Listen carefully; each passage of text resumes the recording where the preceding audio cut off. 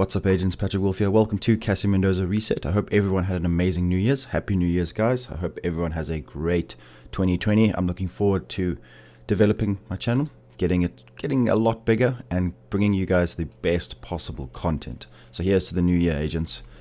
First and foremost, Cassie Mendoza. She's open now.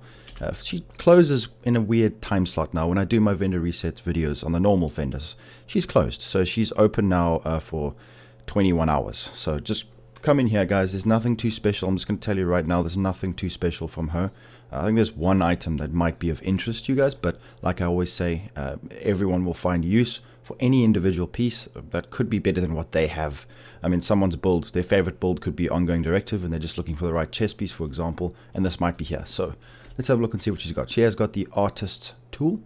So we're going to quickly put on the base damage, like always, guys. You just go over here. If you guys didn't know how to do this, go options, show base damage on, and then it'll tell you exactly what the base damage for each weapon is without taking into account your damage increases on your actual build. So the artist's tool, 23k base, perfect rifleman, landing a headshot adds a stack of bonus 12% weapon damage for 5 seconds. Max stack is 5, additional headshots refresh the duration. It has Allegro and transmission, not too bad. So if you want to come pick that up, if you don't have it, definitely pick it up, it's worth it. Then we've got an R&K holster. It's got the 10 pieces hazard and the 20 is pistol, so this could be pretty good for any kind of pistol build, because killing an enemy with your sidearm repairs 60% of your armor, can occur once every 10 seconds. So this is actually really good. If you guys pair this with the orbit, so perfect blacksmith is really good. So if you guys read that, it's killing an enemy with your sidearm repairs 60% total armor. We also get the pistol damage 2-piece, 20%, and if you guys pair it with the orbit, which is over here, it's got it's got perfect finisher, swapping from this weapon within 10 seconds of actually killing an enemy after getting 60% of your armor back from the kill from the perfect talent on that holster. Grants 40% crit chance and 50% crit damage, and then it works for your primary weapons. So it's actually really good to pair the orbit with that holster, just to let you guys know. So then the next piece is the ongoing directive chess piece. Now this is interesting because it has hardened on it, very nice, because it's not easy to get certain things like bloodsucker when you want to just do damage with a build like this, because it rolls a lot of reds. So this has got 7% crit damage, 7.5% headshot damage, and 5% weapon damage. Not bad, but it's got an offensive, defensive, and utility mod slot. This True Patriot chess piece is interesting, guys, because it has got hardened. It's also got a mid-range skill power roll. If you want to roll skill power, then you can also have an armor roll, and you could have headshot damage. So it could be usable, offensive, defensive, and utility on the mod slot. So it's not too bad. Then we've got hardwired gloves, 119 skill power with 7% LMG, utility mod slot as well. Negotiator's Dilemma gloves, 14% hazard protection, 154 skill power with a defensive mod slot. Tip of the spear knee pad, 7% crit chance. That's it's pretty decent. It's not as the max roll, but it's high enough. It's pretty good. Then aces and eights holster, 8.5 crit chance, 5.5 crit damage with 2 offensive mod slots. Then a custom L86 with 14.9k base with measured, distance, and protected reload.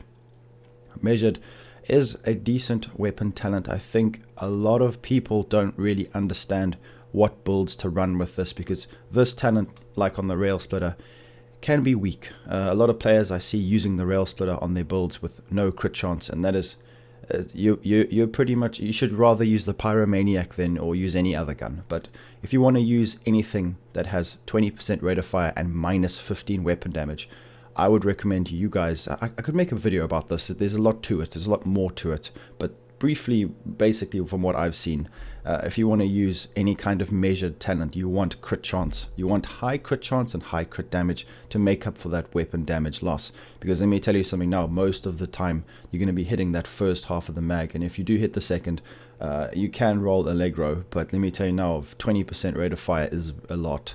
So I don't know, guys, a lot of the guns that I've been testing, it's okay, but measured is a decent talent. Like I said, there's more to it. It can be extremely strong, it can be weak. I just think maybe I should, let me know in the comments if you guys want a video about it, because it's more complicated than you think.